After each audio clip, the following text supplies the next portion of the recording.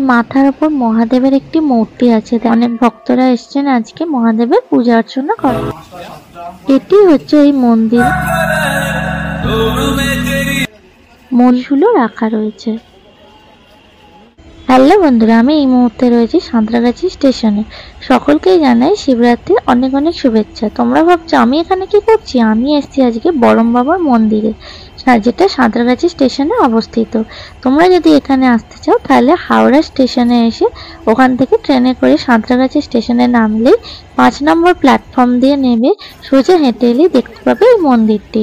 তো চলো, আমি একদম মন্দিরের সামনে চলে এসেছি।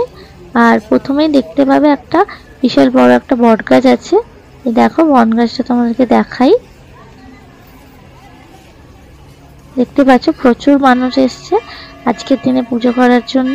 তো এখানে বাইরেও মহাদেবের একটি লিঙ্গ আছে যেখানে সকলে পূজা অর্চনা করছে। লোকমুখে শোনা যায় এই মন্দিরটি খুবই জাগ্রত। প্রতিদিনই প্রচুর ভক্ত এই মন্দিরে আসেন। প্রতিদিন সন্ধ্যায় এই মন্দিরে সন্ধ্যা আরতিও হয়। খুব সুন্দর করে সন্ধ্যা আরতি হয়। তোমরা যদি এই সন্ধ্যা আরতি দেখতে চাও তাহলে যে কোনো দিন সন্ধ্যেবেলা চলে এসো। প্রত্যেক সোমবার এই মন্দিরে প্রত্যেক ভক্তদের ভোগ দেওয়া হয়। দেখতেই পাচ্ছ মন্দিরটা কত সুন্দর করে আলো দিয়ে সাজানো হয়েছে, ফুল দিয়ে সাজানো হয়েছে।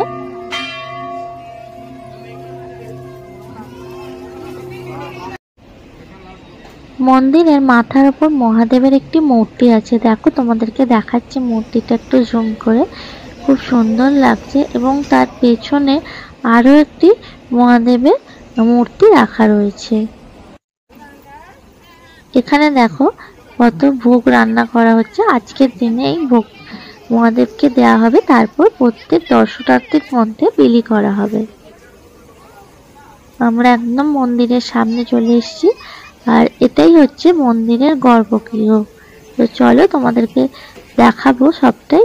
সামনেই রয়েছে 3টে ঘন্টা বাঁধা, একটা খুবই বড় ঘন্টা আছে। শ্রাবণ মাসেও এই মন্দিরে খুব জাঁকজমক করে পূজা অর্চনা করা হয়।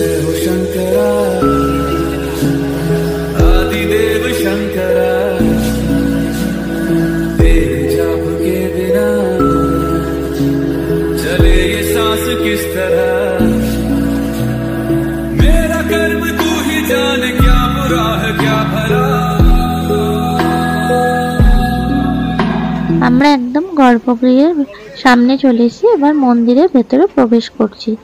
দেখতে পাচ্ছ চারিপাশটা ফুল দিয়ে সাজানো হয়েছে। আর অনেক দর্শনার্থী এসছেন, অনেক ভক্তরা এসছেন আজকে মহাদেবের পূজা অর্চনা করার জন্য। তো এখন ভেতরে পূজা চলছে, তাই বাইরে সকলে অপেক্ষা করছে মন্দিরের ভেতর বসে।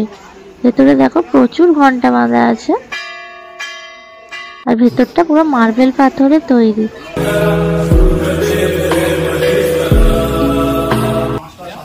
এটি হচ্ছে এই মন্দিরে মহাদেবের বিগ্রহ। দেখতে পাচ্ছ এখানে কিন্তু শিবলিঙ্গ নয়, একটি শিলা মূর্তি আছে মহাদেবের। আর মাথার উপর পঞ্চমুখী একটি সাপ রয়েছে। দেখতে ভীষণ সুন্দর মূর্তিটা।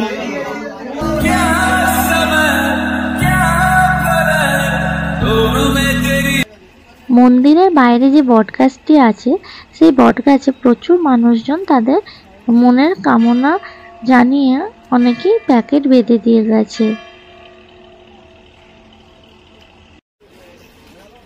এই বাইরেটায় দেখো এখানে একটি মহাদেবের ত্রিশূলও রাখা রয়েছে।